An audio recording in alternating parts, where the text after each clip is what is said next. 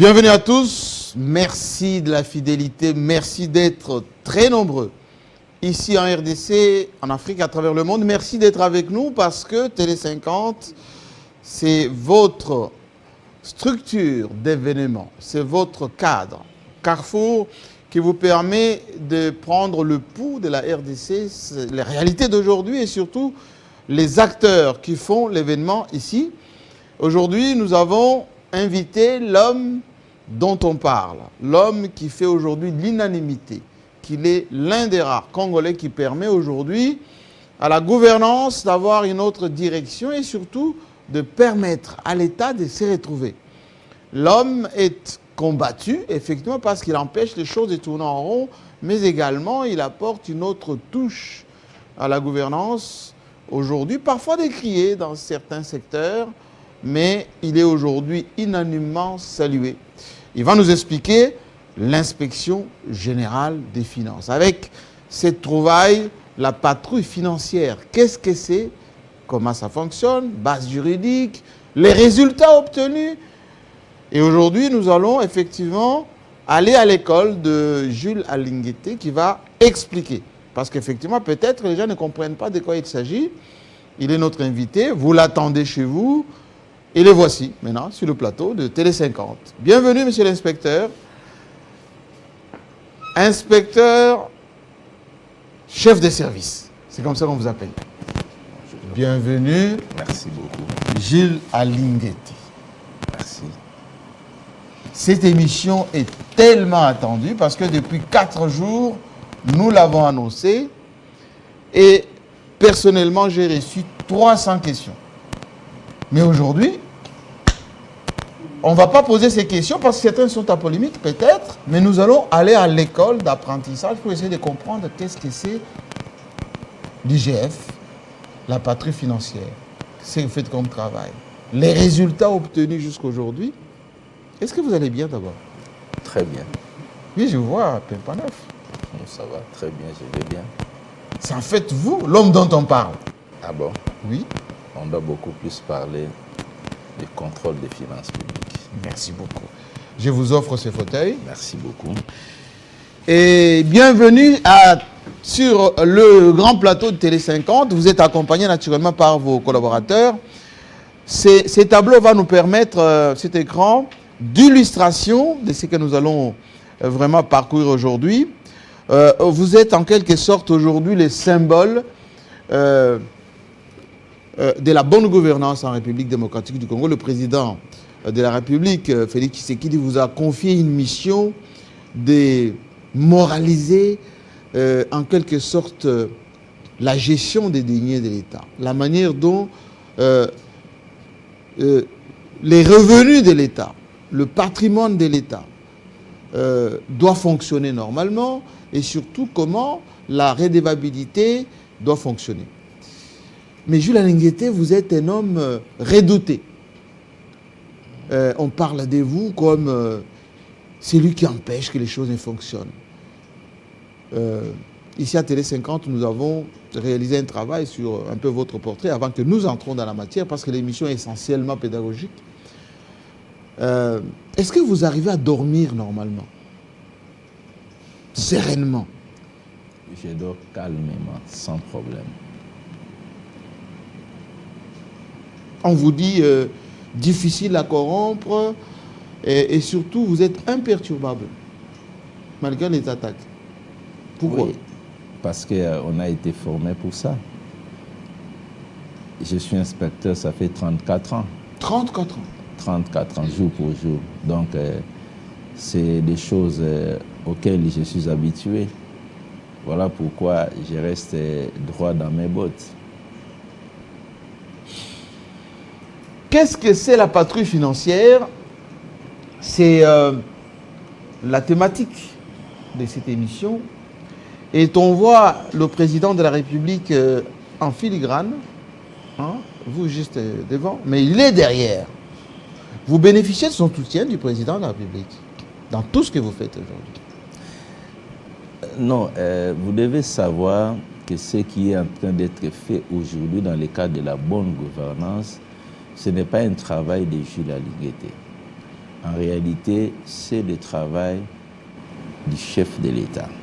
C'est lui, au fait, qui est l'acteur principal de l'implémentation de la bonne gouvernance. L'inspection générale des finances n'est qu'un service, un instrument à sa disposition, un instrument qu'il a choisi pour matérialiser sa vision de la bonne gouvernance. Voilà. On va essayer de faire connaissance avec vous. Et juste après, on va y aller d'une manière méthodique, point par point, pour savoir un peu de quoi il s'agit, parce qu'effectivement, il y a un peu un amalgame et incompréhension de ce qui se passe. Je parle le même langage avec le régie. Qui est Jules Alinguete, justement? Voici ce que nous avons préparé.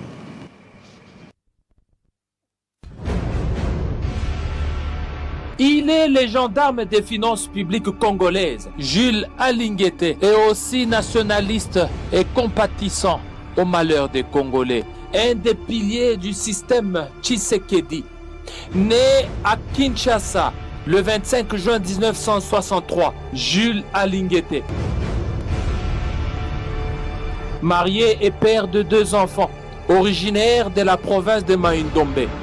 C'est ancien de l'Institut technique commercial Bikanga dans la commune de Kisenso.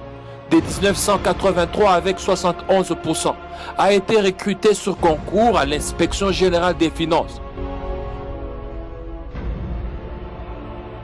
Il est licencié depuis 1988 des sciences économiques de l'université de Kinshasa, UNIKIN en sigle. Une année après avoir terminé ses études, soit en 1989, il devient inspecteur des finances. Depuis janvier 1989, Jules Alinguete a fourbi ses armes à l'IGF avant d'éclore son talent partout où il a été sollicité.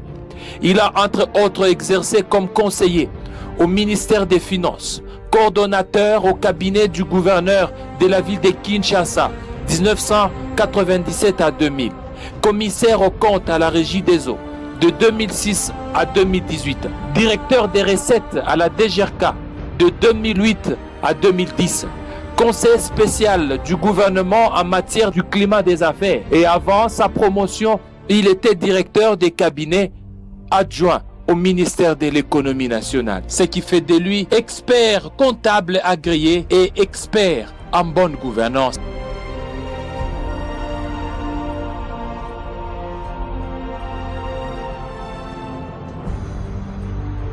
Nommé au mois de juillet 2020, inspecteur général des finances, chef des services, Jules Alinguete s'est révélé un allié indispensable dans les programmes politiques de l'actuel chef de l'État, Félix-Antoine Tshisekedi Tshilombo, qui a fait de la lutte contre l'impunité, les détournements des deniers publics et le coulage des recettes son cheval de bataille. 7 mois après sa nomination à la tête de l'inspection générale des finances, Jules Alinguete s'est vu décerner le 19 février 2021 le titre d'ambassadeur des actions pour la paix par l'Observatoire africain des actions pérennes et valeurs positives.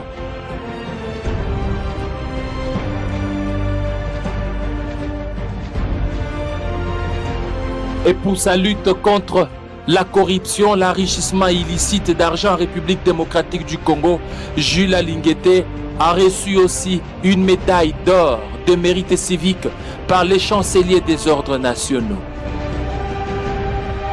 De son côté, Jules Alinguete a remercié les jurys d'avoir reconnu l'importance du travail abattu à l'IGF et a dédié tout ce couronnement au chef de l'État et inspecteur suprême de l'IGF pour sa politique axée sur la lutte contre le coulage des recettes et les détournements des deniers publics.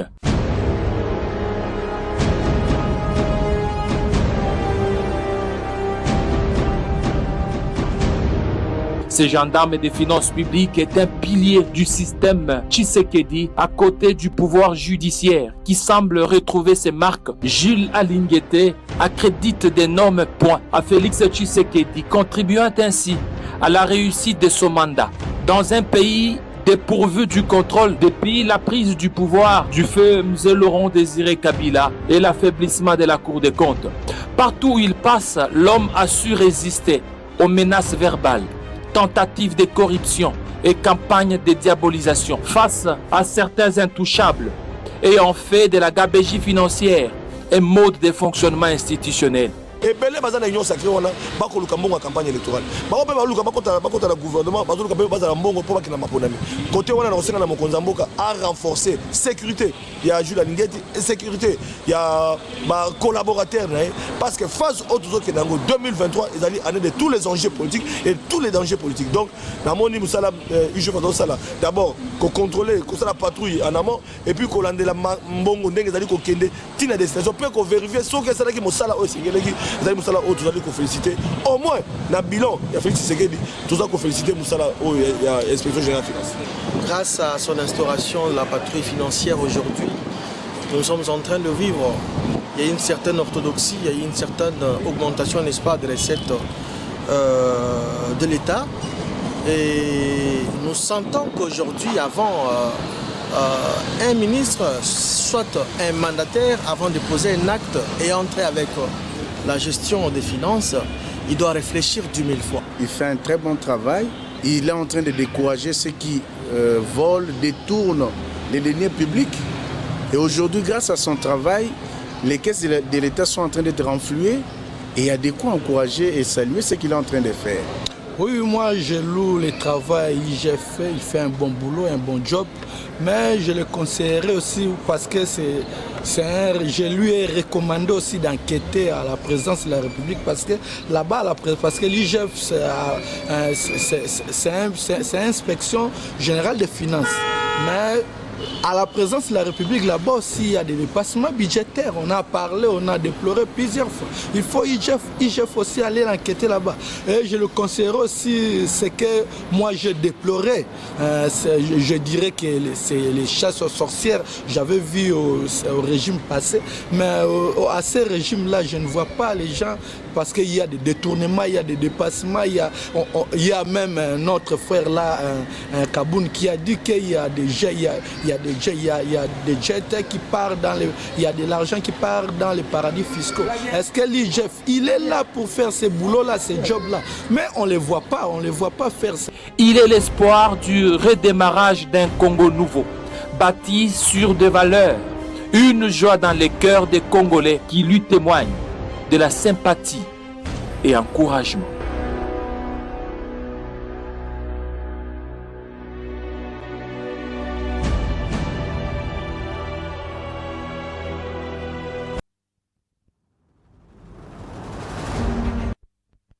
Jules Alingeti, est-ce que vous savez que vous n'avez pas le droit de décevoir les Congolais? Oui, j'ai laissé, vous savez, plus d'une fois, quand je me retrouve avec les Congolais, il y a un seul message qui arrive. De grâce, ne nous décevez pas. Et je suis conscient de cette réalité.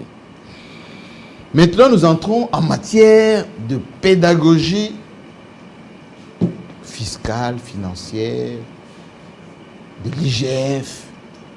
Parce que les gens se posent des questions.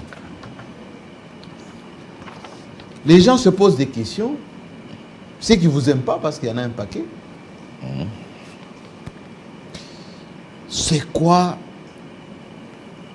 le bien fondé de la pratique de ce qu'on appelle aujourd'hui la patrouille financière? Le bien fondé.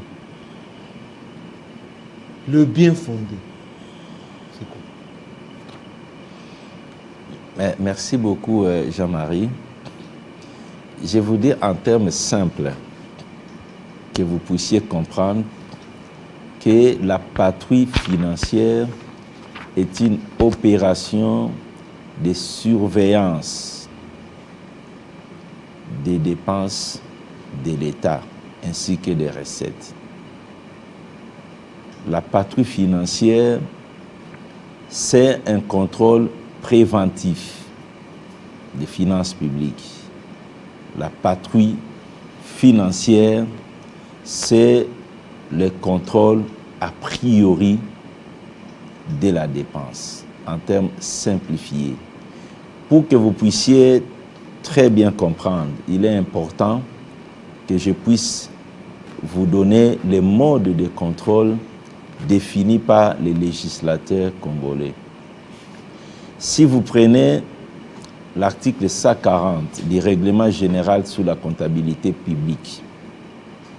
Il est dit là-dedans que le contrôle de l'inspection générale des finances peut être a priori, concomitant ou a posteriori.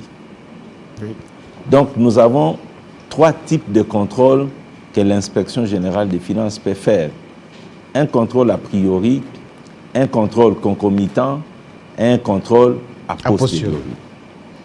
La différence entre les 3 types de contrôles se situe par la période sur laquelle le contrôle porte. Je commencerai par vous expliquer le contrôle a posteriori tout d'abord, parce que beaucoup de gens sont habitués à ce type de contrôle, le contrôle a posteriori. Oui. C'est un contrôle qui porte sur les actes de gestion d'une période déjà passée. C'est qu'on a déjà posé comme acte de gestion sur une période déjà passée. Oui. Comme on est en 2022, le contrôle a posteriori de gestion portera sur les actes de gestion posés en 2021. Et comme on est en matière de comptabilité, le contrôle de gestion porte sur un exercice clos. Excusez-moi, c'est un terme technique. Porte sur une période généralement d'une année. Ce contrôle a posteriori suppose que le gestionnaire ait terminé de poser les actes de 2021, qu'il ait produit un rapport de gestion, et c'est ce rapport de gestion qui est la base du contrôle a posteriori. Le contrôle a posteriori est un contrôle ponctuel. Il vient, il demande les éléments de gestion 2021, il examine ces éléments pour déceler s'il y a des faits d'irrégularité, de corruption ou de détournement ou de malversation ou de mauvaise gestion. Et c'est un contrôle limité dans le temps. Ça, c'est le contrôle a posteriori qui porte sur les actes de gestion passés. Le contrôle concomitant, c'est un contrôle qui se fait au même moment que les actes de gestion sont en train d'être posés. Et le contrôle a priori qui est prévu dans nos lois, qui est exercé au niveau du pouvoir public ou au niveau des finances publiques, aussi bien par les contrôleurs budgétaires et même par les comptables et aussi par l'inspection générale des finances, c'est un contrôle qui s'est fait avant que les actes de gestion puissent être matérialisés. C'est en fait un contrôle préventif. C'est un contrôle qui s'est fait sur la programmation de la dépense. Donc, on ne laisse pas les gestionnaires poser un mauvais acte de gestion. En amont de son acte, il y a un certain nombre de contrôles qui sont exercés sur l'acte qui devra être posé, de manière à ce que les gestionnaires ne puissent pas tomber dans une irrégularité. Et ça, c'est le contrôle a priori. Au Congo, on n'a jamais beaucoup fait attention à ces contrôles, alors qu'il existe. Quand vous allez au niveau de la chaîne de la dépense, par exemple, oui, les contrôles exercés par les contrôleurs budgétaires, c'est un contrôle a priori, parce qu'il s'est fait avant que le ministre des Finances paye la dépense. En amont, il y a le contrôle a priori qui est fait. Et l'inspection générale des finances est dans cet ordre d'idées, l'exercice du contrôle a priori. En plus, ce contrôle n'est pas une invention de la République démocratique du Congo. C'est un contrôle qui s'est fait partout, dans toutes les nations civilisées qui ont atteint la bonne gouvernance. Donc vous n'avez pas innové ici? Pas du tout. D'ailleurs, quand nous avions eu à nous entretenir avec l'inspection générale des finances de la Belgique, ils étaient étonnés que pendant longtemps, nous, on était restés dans le contrôle a posteriori. Parce que là-bas, l'inspection générale des finances est déjà depuis des années dans les contrôles a priori. Les inspecteurs des finances sont dans tous les ministères et dans tous les points importants des royaumes de la Belgique où il y a des opérations financières pour contrôler les opérations avant leur exécution. Et c'est un contrôle permanent. Ce n'est pas un contrôle ponctuel. C'est un contrôle permanent et c'est ce contrôle-là qui, au fait, est la garantie de l'implémentation de la bonne gouvernance. Parce que le contrôle a posteriori, c'est un contrôle qui vient constater les dégâts, tirer les conclusions, tandis que le contrôle a priori, c'est un contrôle préventif qui empêche la commission des actes de mégestion. Voilà un peu la différence. Donc nous avons trois types de contrôle. Pour résumer, la patrouille financière, c'est le contrôle a priori des opérations des dépenses publiques. La patrouille financière, c'est la surveillance des opérations financières de l'État. La surveillance des opérations financières de l'État est une mission confiée à l'Inspection générale des finances par la loi relative aux finances publiques en son article 121. On va y venir. Okay. J'aimerais bien que vous me justifiez l'adoption de cette patrouille financière. Qu'est-ce qui vous motive? Quelle est la justification de cette patrouille financière? Pourquoi l'adopter? Alors, je voudrais terminer les premiers points pour répondre pourquoi on est passé à la patrouille financière. Oui. Je voudrais dire que le législateur a confié à l'Inspection générale des finances, dans la loi relative aux finances publiques, article 121, la mission de la surveillance des opérations financières de l'État en recettes comme en dépenses. Et un surveillant, ce n'est pas quelqu'un qui vient constater les dégâts. Un surveillant, il se place en mode préventif. Quand vous prenez un surveillant, vous mettez chez vous à la porte, c'est quelqu'un qui empêche que les actes de vol puissent être commis. C'est ça, en fait, la surveillance des opérations financières de l'État. Donc, sous d'autres cieux, on est déjà passé au contrôle a priori depuis très longtemps. Et voilà pourquoi ils ont fait des avancées dans le cadre de la lutte contre la corruption et le détournement des deniers publics. Alors, pourquoi maintenant on est passé à la patrouille financière ou au contrôle a priori? Oui. Nous sommes passés au contrôle a priori tout simplement parce que, vous savez, le chef de l'État a fait un constat amer de l'état de la corruption et des détournements des deniers publics quand il est arrivé au pouvoir. Et il a demandé à l'Inspection générale des finances de s'investir pour combattre vigoureusement ces fléaux. Pour l'Inspection générale des finances, pourquoi les détournements des deniers publics et la corruption ont continué en dépit de l'existence du contrôle a posteriori? Oui. Tout simplement parce que le contrôle a posteriori a beaucoup de limites. Quelles sont ces limites? 1. C'est un contrôle qui vient constater les dégâts. Les cadavres dans les placards. Les cadavres dans les placards. De 2, c'est un contrôle qui a beaucoup de limites en ce qui concerne la récupération des fonds volés ou des fonds détournés. Lorsque quelqu'un a déjà détourné, il faut constater, il faut l'amener en justice pour obtenir sa condamnation. Et depuis que nous sommes là, nous n'avions pas encore obtenu la récupération des biens volés dans le contrôle a posteriori. Et même pour obtenir la sanction administrative de quelqu'un qui a détourné, c'est un parcours de combattant. Et pour obtenir sa condamnation, c'est tout un problème. Et parfois, ces gens sont condamnés et par la suite, ils ne sont plus condamnés.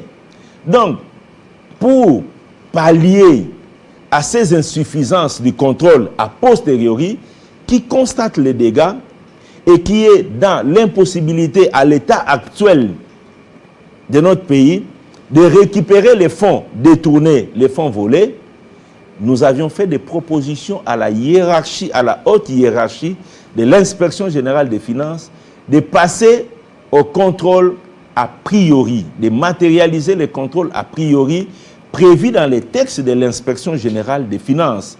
Parce que ces contrôles ont l'avantage d'empêcher les actes de détournement des deniers publics. C'est un contrôle qui se place avant que les actes de gestion soient posés. C'est un contrôle qui se passe au niveau de la programmation de la dépense. Et on se place à ce niveau-là pour déceler les irrégularités, les surfacturations, les faits de corruption et empêcher ces antivaleurs de se réaliser. C'est avec ça que de moins en moins, on parlera que quelqu'un a détourné, qu'il a disparu. C'est avec la patrouille financière. Un patrouilleur, c'est quelqu'un qui sort de son bureau, il commence à circuler à tous les points chauds pour déceler les actes d'antivaleurs et les empêcher. C'est au fait ça la patrouille financière. Est-ce que vous pouvez m'illustrer un tout petit peu concrètement comment ça se passe au quotidien? Vos inspecteurs qui sont placés dans les entreprises, avec les mandataires, avec les gestionnaires, le manager au quotidien, ces contrôles a priori sur une facture, sur une opération, ça se fait comment? Voilà. Les contrôles a posteriori tout d'abord, il s'est fait sur les pièces justificatives des opérations qui ont déjà eu lieu. C'est là que vous venez constater les dégâts, qu'on a payé quelqu'un qui n'a jamais livré, qu'il y a eu des irrégularités, qu'on a une facture dont en réalité il n'y a rien, l'argent a été détourné, ainsi de suite. Ça, c'est les contrôles a posteriori. Les contrôles a priori, la patrouille financière, c'est fait sur la programmation des dépenses. De ce qui va venir. Voilà. Quand on est dans les entreprises ou les établissements publics, ou alors au niveau des provinces, les instruments de gestion de tout gestionnaire, tout d'abord, ce sont des instruments prévisionnels. Nous demandons aux gestionnaires, au début de chaque semaine, de présenter la programmation de ces dépenses pour la semaine.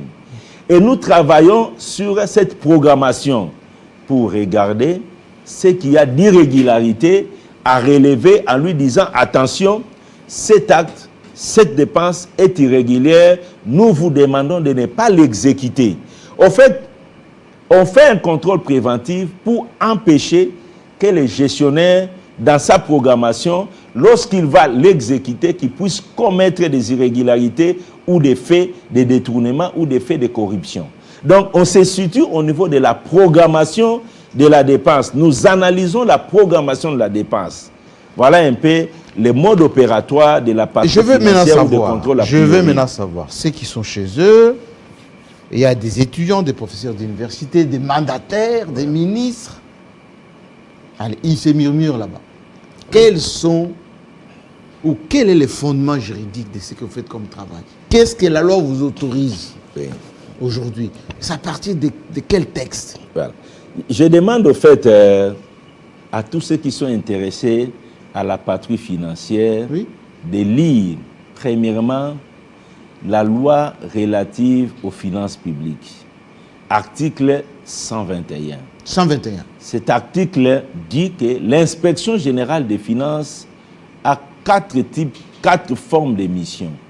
Il y a des missions d'enquête, il y a des missions de contrôle, il y a des missions de vérification et de contre-vérification, et il y a des missions de surveillance des opérations financières de l'État. La patrouille financière, c'est la mission de surveillance des opérations financières de l'État. Et comme je vous ai dit, le surveillant, il est en préventif. Le surveillant empêche que les mauvais actes puissent être commis. Le patrouilleur, c'est celui qui se met debout, il se place dans tous les points chauds pour empêcher que les actes de mauvaise gestion se posent. C'est ça les patrouilleurs. Alors, ça, le premier fondement, c'est l'article 121 de la loi relative aux finances publiques qui dispose que l'inspection générale des finances a la mission de surveillance. Et je vous ai dit, le surveillant, il est en préventif. De deux, l'article 140 du règlement général sur la comptabilité publique. Oui, c'est cet article. Oui. cet article dit les contrôles administratifs exercés par l'inspection générale des finances portent sur les actes de gestion accomplis par les ordonnateurs et les comptables publics. Il peut être sur pièce ou sur place, a priori, concomitant ou a posteriori. Article 140. Donc, le législateur a prévu les contrôles a priori. Il a prévu les contrôles concomitants et il a prévu les contrôles a posteriori. Les trois types de contrôles relèvent de la compétence de l'inspection générale des finances de les exercer. Et aujourd'hui, nous sommes dans les contrôles a priori, vu l'impossibilité ou les difficultés de contrôle a posteriori de récupérer les moyens, les fonds volés et à réprimer sévèrement les actes de détournement des deniers publics. Voilà pourquoi nous avions au fait simplement copié les nations les plus civilisées dans le cadre de la lutte contre la corruption et les détournements qui sont déjà passés depuis des années dans le contrôle a priori.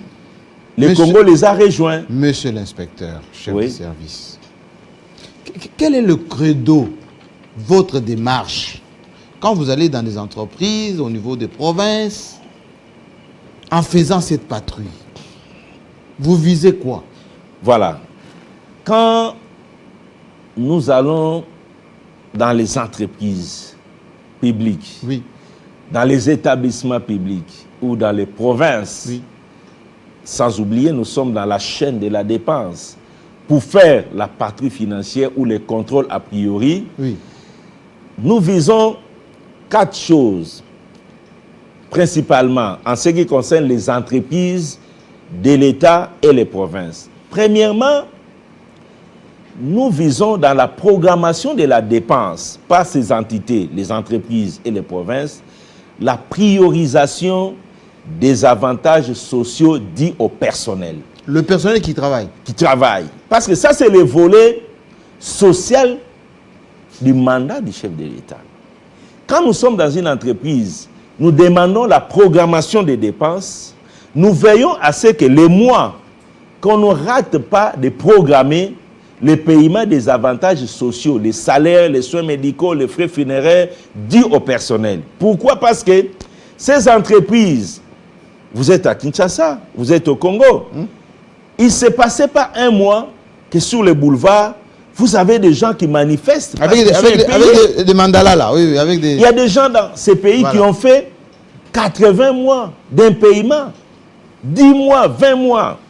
Donc, en instaurant les contrôles a priori, les contrôles sur la programmation de la dépense dans les entreprises de l'État, nous veillons premièrement à ce que les avantages, les salaires, les soins médicaux, les frais funéraires, les avantages du personnel soient programmés les mois pour éviter d'accumuler davantage les arriérés. Et sur ces volets-là, nous n'avons non pas seulement veillé à ce qu'on programme les avantages du mois, nous avions veillé à ce que les arriérés également, au vu de la trésorerie, puissent être programmés dans l'objectif d'appuyer, de les appuyer.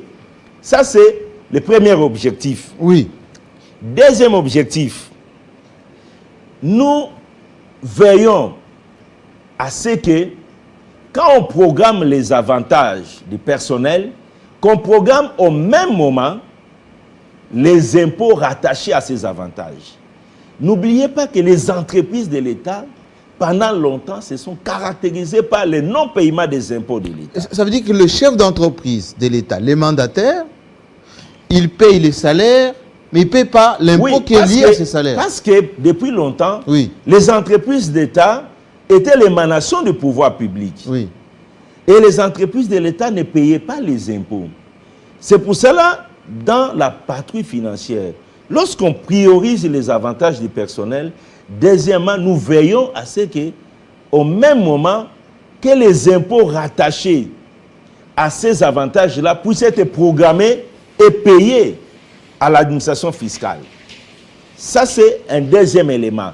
Dans l'objectif que ces entreprises n'aient plus cumuler les dettes fiscales.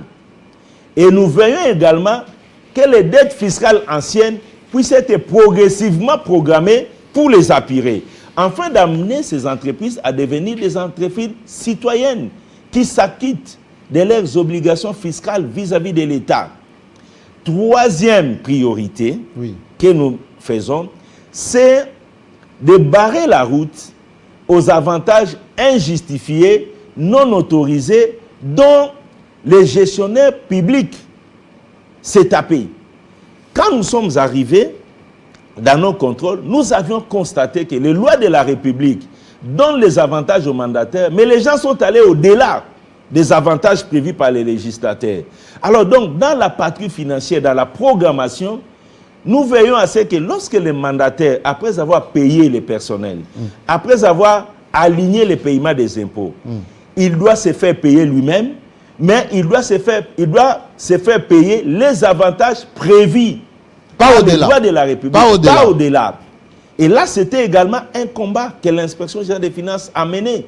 Aujourd'hui, je pense que les gens ont commencé à comprendre qu'on ne peut pas être gestionnaire et se faire payer de n'importe quelle manière. Les législateurs ont tout prévu. Ça, c'est notre troisième objectif. Veiller à ce que les gestionnaires, les mandataires se fassent payer rien que les avantages prévus dans les lois de la République.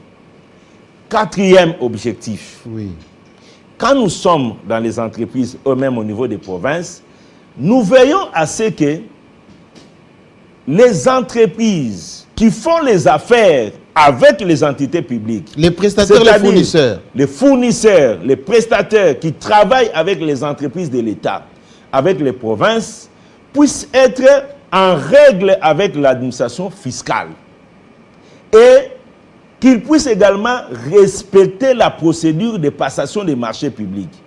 Nous avions constaté qu'il y a des gens qui font les affaires avec la SNEL, la Régie des eaux, la province du Haut-Katanga, la province de Lualaba, du Congo central, mais qui n'étaient pas connus de l'administration fiscale. C'est grave ça. Ces gens, ces fournisseurs ou ces prestataires avaient de fausses attestations fiscales. Pour autant que la préoccupation d'une entreprise, ce n'est pas de savoir si la personne qui vient faire des affaires avec elle est en règle avec l'administration fiscale. La préoccupation de ces entreprises ou des provinces était la réalité de services faits où on vous paye. Mais quand nous avions mis les contrôles a priori, on a décelé, tenez, en 2021, nous avions recensé plus de 2000 paiements qui sont passés au niveau du trésor public, au niveau des entreprises de l'État, au niveau des provinces, qui n'étaient pas communiqués à l'administration fiscale. Et nous avions fait tout un fichier au début du mois de janvier 2022. Nous avions transféré ces fichiers à l'administration fiscale pour prise en charge. Chaque jour, nous découvrons des gens qui font les affaires avec les entreprises de l'État, avec les provinces, qui ne sont pas connus de l'administration fiscale. Nous les obligeons premièrement à aller se faire identifier ou à aller régulariser leur situation au niveau de l'administration fiscale avant de venir faire les affaires avec les entités publiques. Donc, le quatrième objectif, au fait, c'est d'amener des fournisseurs, des prestataires qui font les affaires avec les entreprises de l'État, avec les provinces, à être en règle avec l'administration fiscale. Et cette régularité ne se limite pas seulement à l'examen de l'attestation fiscale. Cette régularité, nous l'examinons au vu de l'attestation fiscale et même des preuves de paiement des impôts. Nous exigeons... Mais là, vous allez un peu plus loin. Oui, parce que vous allez finir dans la comptabilité des prestataires. Non, c'est pas ça. Parce qu'aujourd'hui, le gouvernement a beaucoup de moyens, a besoin de beaucoup de moyens. Parce que le défi est énorme. J'ai appris de son Excellence, Monsieur le ministre d'État, ministre du Budget, qu'en 2023, la barre pourrait être autour de 15 milliards. Et on doit mettre les bouchées doubles pour que les pays puissent disposer des moyens. On ne peut pas accepter qu'il y ait des gens qui viennent faire les affaires au compte général du Trésor, dans les entreprises de l'État, dans les provinces, que ces gens-là soient des inciviques, excusez-moi le terme, que ces gens-là ne soient pas connus de l'administration, que ces gens-là ne payent pas les impôts. Vous savez combien d'entreprises chinoises, turques, indiennes, libanaises, qui sont là, en train de faire les affaires, et qui échappent à l'administration fiscale. Et nous les avons détectés dans les contrôles a priori.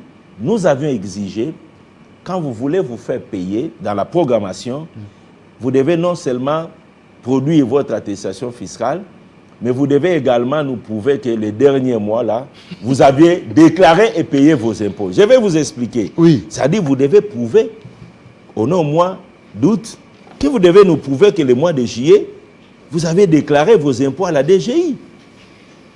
Et il ne suffit pas seulement de déclarer, mais il faudra que ce que vous déclarez soit compatible avec le niveau d'activité que vous êtes en train de faire. Tenez, il y a des gens qui sont payés en millions de dollars dans les entreprises de l'État. Oui. Et quand vous allez à la DGI, Oui. leur déclaration des impôts, ils déclarent des chiffres d'affaires en termes de 10 000, 20 000, 30 000.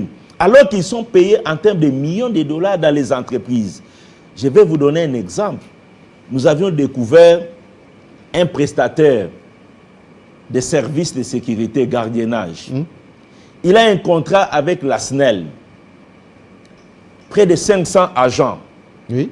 Il a un contrat avec la CNCS, près de 300 agents.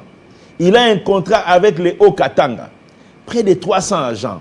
Quand vous additionnez, quand nous faisons la somme, il a des contrats avec les structures de l'État, avec au moins 1000 agents, et il est payé.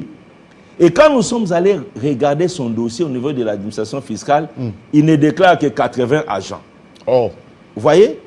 Et là, ce sont des éléments. Qu'est-ce que nous faisons dans ces cas-là? Nous l'amenons à aller régulariser sa situation avec l'administration. Avec du redressement fiscale. ou pas? Non, c'est la DGI qui doit faire ça. Pas vous. Nous informons la DGI que tel opérateur économique a un tel problème, voici le niveau de ses affaires, voici ses paiements. Nos équipes au niveau de la DGI ont décelé que ce n'est pas ça ce qu'ils déclarent à l'administration fiscale. Et nous vous demandons de les prendre en charge. La DGI sait ce qu'il faut faire dans ce cadre-là. Et actuellement, qu'est-ce que nous faisons? Nous ne bloquons pas ces opérateurs, comme les gens le disent. On ne bloque pas. Vous bloquez personne. Que les gens les sachent. On ne les bloque pas. Qu'est-ce qu'on fait? Oui. Lorsqu'on découvre que, tu n'es pas en règle avec l'administration fiscale, ou les degrés de paiement de tes impôts ne contrastent avec le niveau de tes affaires. Ce que nous faisons, premièrement, le paiement qui est programmé là, lorsqu'il y a la TVA sur cette facture, nous veillons à ce que cette TVA-là n'échappe pas. C'est-à-dire, dans la programmation, comme le paiement s'est fait par banque, nous informons la banque qu'il y a un paiement qui arrive au nom de tel opérateur économique. Dans ce paiement-là, par exemple de 10 millions, il y a 1 million de TVA qu'il ne peut pas utiliser, qu'il doit reverser à l'administration fiscale. Nous alertons la banque, nous alertons l'administration fiscale, nous informons l'opérateur économique lui-même qu'il est tenu de reverser cet argent. Au même moment, nous informons la DGI de régulariser la situation de cet opérateur-là parce que pendant longtemps, il a échappé au paiement régulier des impôts. Voilà un peu ce que nous sommes en train de faire. Et c'est ce qui fâche. Merci beaucoup. Alors moi, je suis très concret et surtout je suis dans le pragmatisme. Oui. Vous savez, les gens qui nous suivent en ce moment se posent cette question. Vous avez expliqué la pédagogie, vous avez expliqué les fondements juridiques, vous avez expliqué les objectifs poursuivis. Au jour d'aujourd'hui, quels sont les résultats que vous avez obtenus? Moi j'ai choisi un échantillon d'entreprises, certaines qui posaient problème. Voilà. Certaines entreprises qui posaient problème. Problème d'impaiement à la SONAS, à l'OCC, grève. Problème d'impaiement au FPI, surtout à la Régie des eaux. Qu'est-ce qui a changé, Jules Alinguete, de ce que j'ai mis là au tableau? Donnez quelques éléments d'illustration pour que les gens qui sont chez eux à la maison se rendent compte que vous êtes utile.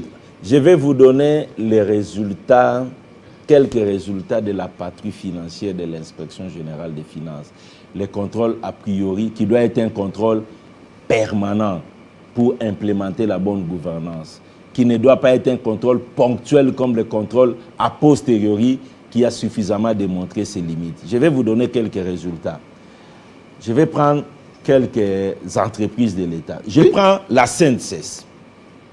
Caisse nationale de sécurité sociale. Au niveau de la CNSS aujourd'hui, arriéré de salaire, 0. 0. 0. 2.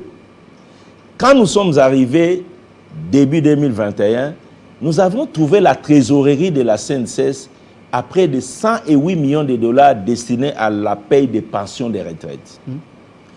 Nous nous sommes mis à travailler avec la CNSS en encadrement, en contrôle a priori. Aujourd'hui, la trésorerie, le fonds destiné à la paye de la pension de la retraite est passé à 480 millions de dollars. 480 millions de dollars. Alors, qu'est-ce qui s'est passé? Qu'est-ce qui s'est passé? Non, attendez. Je dis bien 480 millions. Donc, 480 millions de dollars. Laissez-moi terminer. Oui. 480 millions. Qu'est-ce qui s'est passé? Oui. Quand la CNSS avait l'argent, il fallait faire le choix entre le fonctionnement, sur cet argent-là, le fonctionnement et la part à réserver à la pension de retraite. Il n'y avait pas d'équilibre. La CNSS était en train de tout consommer et la pension de la retraite était minorisée. D'où les pensionnaires qui n'étaient pas payés. Nous avions imposé le respect des normes internationales en matière de gestion des pensions qui veut à ce que sur les fonds collectés par la sécurité sociale, 80% puissent être orientés au paiement des pensions et 20% au fonctionnement. Mais comme on ne pouvait pas passer à cette répartition immédiatement, nous sommes y allés progressivement. La direction générale actuelle de CNSS a adhéré et nous a facilité la tâche et nous sommes passés de 108 millions à 480 millions de fonds de pension liquides constitués dans les banques congolaises. Du cash. Je dis bien liquide. Sans oublier, au niveau de la CNSS, c'est parmi les rares exercices où cet établissement public a dégagé un résultat positif en termes de la consolidation des recettes et des dépenses. On prend les recettes, on prend les dépenses et on a un résultat positif. Je prends deuxième. Donc il faut féliciter le DG. CEC. Oui. Nous avions mis également un contrôle a priori au niveau de CEC. Aujourd'hui, il n'y a pas d'arriéré de salaire, 0. Deuxièmement, la trésorerie de CEC s'est améliorée. Je ne peux pas vous donner à quelle proportion. Ça s'est amélioré, mais le fait le plus important, pour la première fois dans l'histoire de CEC, il vient de réaliser un résultat positif de gestion dont l'État prendra les dividendes et un bonus sera réparti entre les agents. C'est ça le statut de CEC. Au Congo ici? Oui. Donc, le CEC vient de réaliser un résultat important. L'État prend sa part. Le reste, les agents vont se les répartir. Et même nous, l'inspection générale des finances, nous les avions accompagnés. Ils vont aussi également nous donner. Donc, vraiment. Et nous, la presse alors? J'arrive. Ça, c'est le CEC. Aussi, hein, je salue ces résultats par les dirigeants actuels de CEC, réaliser un résultat aussi spectaculaire. Pas d'arriéré de salaire, amélioration de la trésorerie. Vous ne trouverez pas ces agents sur le boulevard en train de réclamer qu'ils ne sont pas payés. Je peux prendre 3 OCC. Aujourd'hui, Office congolais de contrôle. Office tout congolais le temps de en grève, contrôle. tout le temps en grève. OCC, vous allez aujourd'hui, pas d'arriéré de salaire, 0. C'est fini cette histoire. 0 arriéré de salaire, amélioration de la trésorerie de cette entreprise et la direction se bat pour améliorer petit à petit, légèrement, les salaires de ses agents. Voilà les aspects sociaux, les résultats. Et l'OCC termine l'exercice 2021 avec un résultat comptable plus favorable que toutes les années antérieures. C'est-à-dire quand on prend les dépenses et les recettes, les résultats comptables, les comptables comprennent ce que j'ai dit, il est positif. Voilà les résultats. Et vous les comparez aux années antérieures, c'est l'année exceptionnelle où ils ont réalisé. Je n'ai pas fini. Je prends SONAS. SONAS. Vous allez à la SONAS aujourd'hui, au niveau de l'administration centrale, arriéré de salaire 0. Alors que quand le comité de gestion là est arrivé, ils ont trouvé des arriérés importants. C'est une entreprise où tout le temps, les gens étaient dans la rue, menace de grève. Aujourd'hui, c'est fini. Au niveau de l'administration centrale, on a terminé les problèmes d'arriérés. Il reste qu'au niveau des agences, vous savez, SONAS a beaucoup d'agences, il y avait beaucoup d'arriérés, il y en a qui avaient même 20 mois d'arriérés. Il faut aller progressivement, on est en train d'aller progressivement, la direction générale est en train d'aller progressivement pour appuyer. Voilà les faits. Je peux prendre l'FPI. Oui. L'FPI, arriéré de salaire zéro aujourd'hui. Attention, on est suivi, hein. Je suis à la télévision.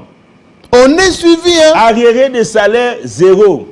J'étais avec le DG du FPI aujourd'hui dans la cérémonie de lancement du logiciel sur la gestion des marchés publics SIGMAP. Il m'a dit la mobilisation des ressources du FPI a doublé en une année. Les ressources mobilisées ont doublé en une année. Pas d'arriéré de salaire. Résultat d'exploitation positif. Résultat positif aujourd'hui. Et l'FPI nous réclame les inspecteurs pour accompagner. Non. Oui. Le DG du FPI m'a dit, mais les gendarmes de l'IGF. Oui, vous avez signé une ordre d'émission pour que vos inspecteurs viennent nous accompagner dans la mobilisation des recettes. Les inspecteurs ne viennent pas, je ne sais pas qu'est-ce qui se passe. Il faut aller me voir pourquoi les inspecteurs ne viennent pas. Nous avons besoin des inspecteurs pour nous accompagner dans ce travail de mobilisation des recettes. Je suis à la télévision, je suis en train de parler. Je peux prendre quoi? La régie des eaux. Non, vous n'avez pas me dit qu'à la régie des eaux, il n'y a pas d'arriéré parce que tout le monde sait que d'abord, ils ont des problèmes de nous livrer de l'eau, ils ont des problèmes de factures. La régie des eaux, oui. Quand nous sommes arrivés, nous avions trouvé près de 6 à 7 mois d'arriéré de salaire. Alors? Oui. On a commencé. Oui, aujourd'hui. Si on a d'arriéré de salaire, c'est 1 mois ou 0.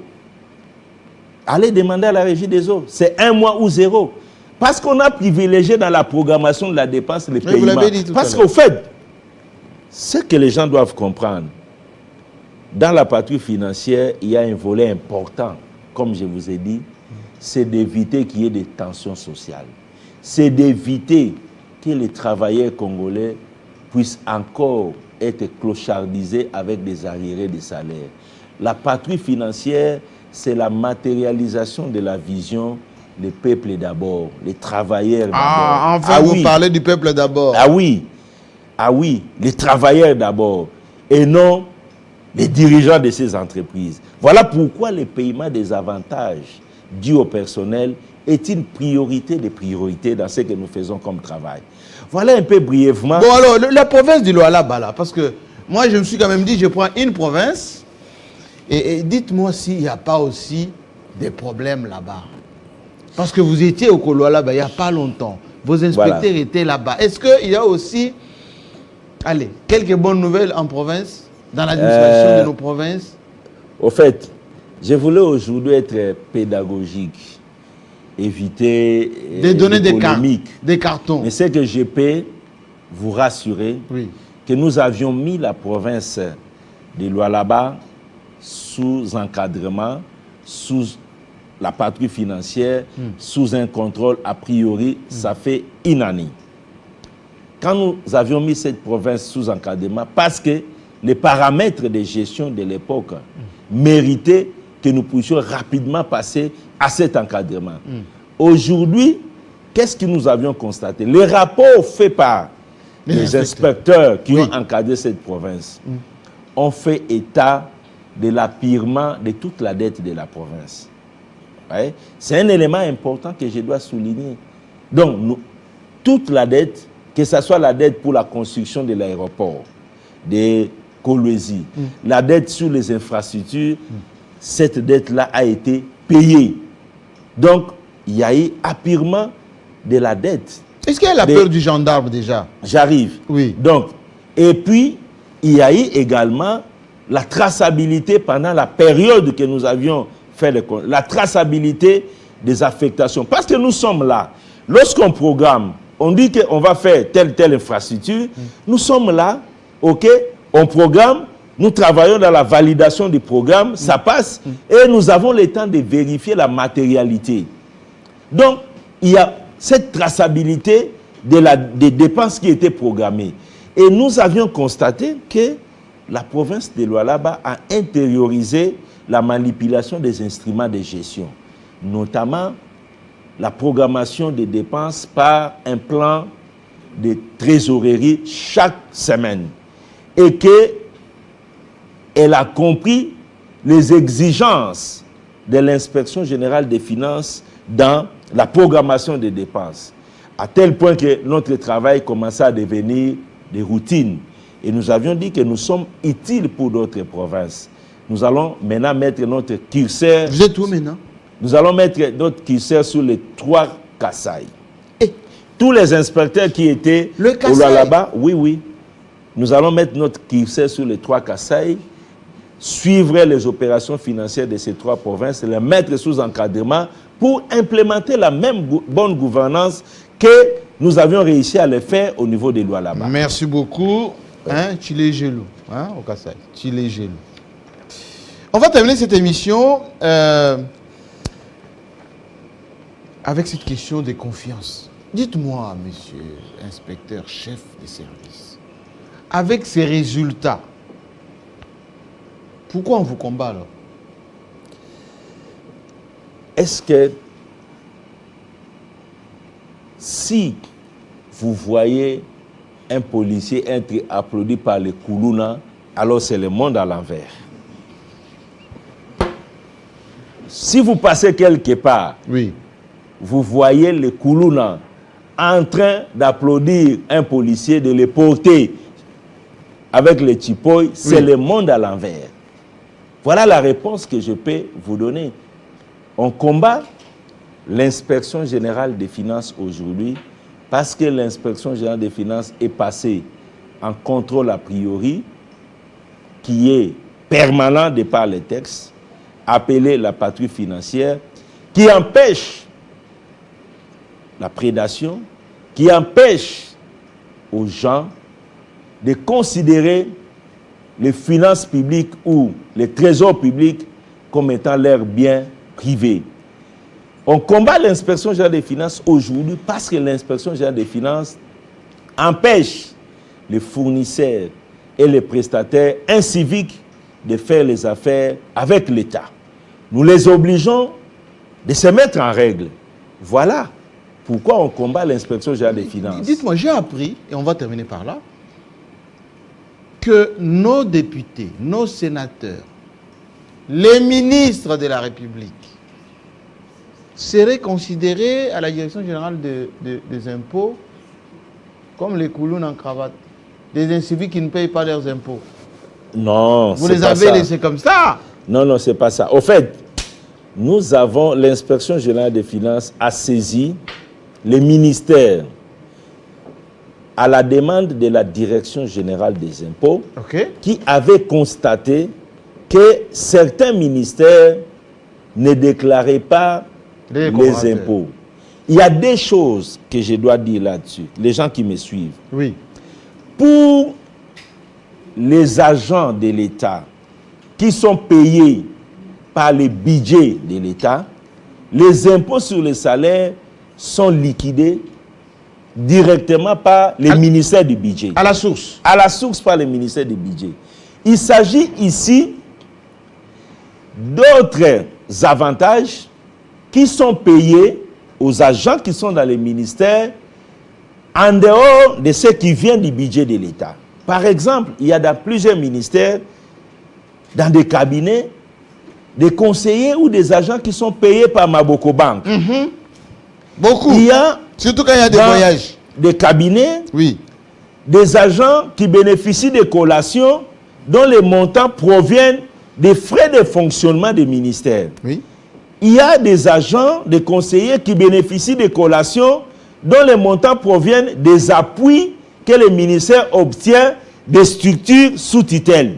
Donc, il y a des avantages qui sont payés aux conseillers, aux membres du cabinet, des avantages autres que les avantages qui viennent du budget où on a déjà retenu les impôts. C'est pour ça qu'on leur a dit, pour ces avantages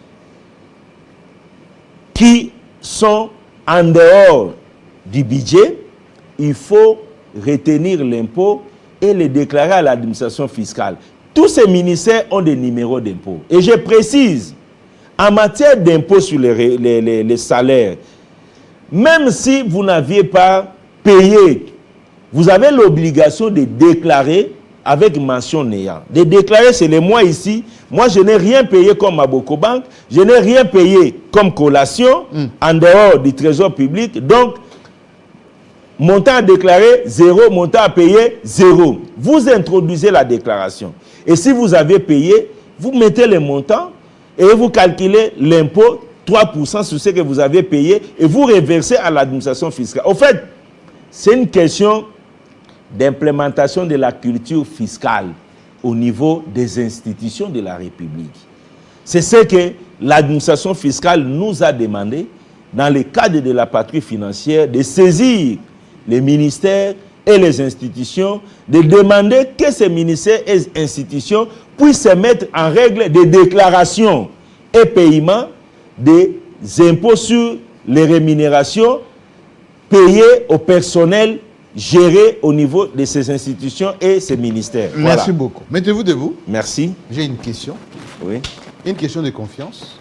Oui. Vous savez que le travail que vous faites pour le monsieur qui est derrière, Oui.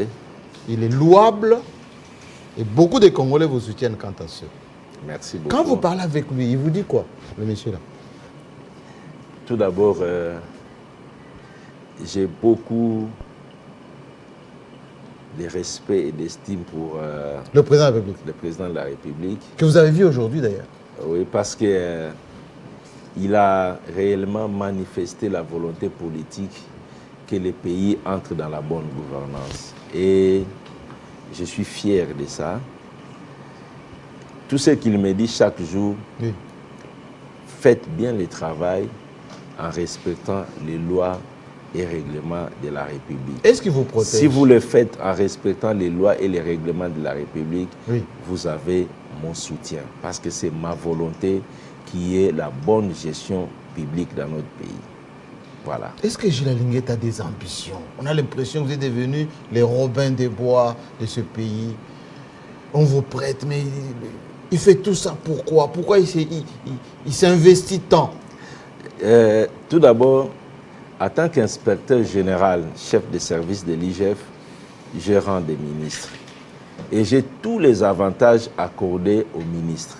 Les salaires, les cabinets, les membres des cabinets, tout ce qu'on donne aux ministres, on me les donne. Et je suis payé sur la liste, non pas de l'administration, mais je suis payé sur la liste additionnelle. Oh.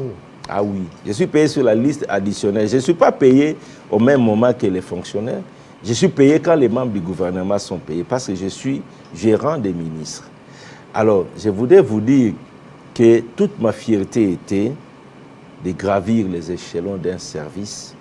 Je suis entré au plus bas, j'ai fait 34 ans et aujourd'hui je suis arrivé à la porte de sortie. Toute ma fierté, c'est au fait de rendre le meilleur de moi-même à mon pays, tout en étant un haut fonctionnaire.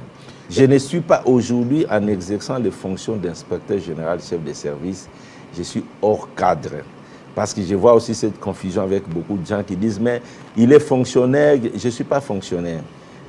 Dès lors que j'ai été nommé, je suis hors cadre, et vous pouvez lire les statuts de l'inspection générale des finances, je suis hors cadre ayant rang des ministres pour exercer les fonctions d'inspecteur général chef de service. Donc toute ma fierté était de terminer ma carrière et je peux vous dire que j'ai horreur de la classe politique congolaise. Aujourd'hui. J'ai horreur parce que je ne partage pas les habitudes, les pratiques de cette classe politique et je ne vais pas demain rejoindre cette classe politique. Qu'est-ce que je souhaite terminer ma carrière comme haut fonctionnaire de l'État et prendre ma retraite. J'ai donné à mon pays ce que je peux donner. Donc je n'ai pas besoin d'être député, d'être membre du gouvernement. En tout cas, je n'en ai pas besoin. Je n'ai pas ces ambitions-là. Qu'est-ce que les générations futures vont retenir de vous en faisant tout ce travail? Est-ce que vous n'êtes pas en train de d'initier un commencement de changement de paradigme dans ce pays, en termes de gestion?